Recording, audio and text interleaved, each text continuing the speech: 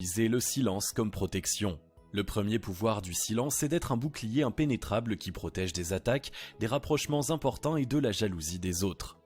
Parlez peu pour protéger sa vie privée. S'il y a bien une chose que les personnes à succès évitent de faire, c'est d'étaler leur vie privée aux yeux de tous. Non pas parce qu'elles ont des choses honteuses à cacher, mais parce qu'elles savent bien que la réussite attire les jalousies et les attaques des envieux.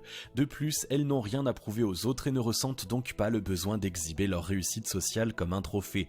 Au contraire, elles restent simples et font en sorte d'en dire le moins possible.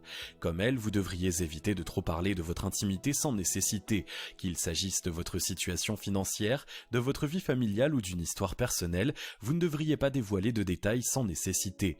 Ainsi, vous ne prêtez pas le flanc à d'éventuelles attaques en donnant des informations qui pourraient être utilisées contre vous.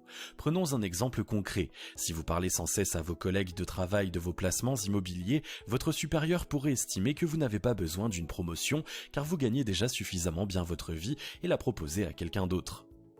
Se taire pour garder ses distances. Savoir se taire permet aussi de faire respecter certaines distances. Dans la sphère professionnelle, s'il est important de rester courtois avec tout le monde, le copinage excessif peut souvent être nuisible. En évitant de parler plus que nécessaire avec vos supérieurs, vous évitez de vous retrouver dans une position potentiellement embarrassante. Vous donnerez l'image d'une personne mesurée, respectueuse, à qui l'on peut faire confiance. De même, vous éviterez de laisser croire à des personnes que vous n'appréciez pas forcément que vous êtes proche d'elles. Les personnes à succès préservent leur image en évitant de se montrer trop familier avec des gens qui pourraient lui nuire.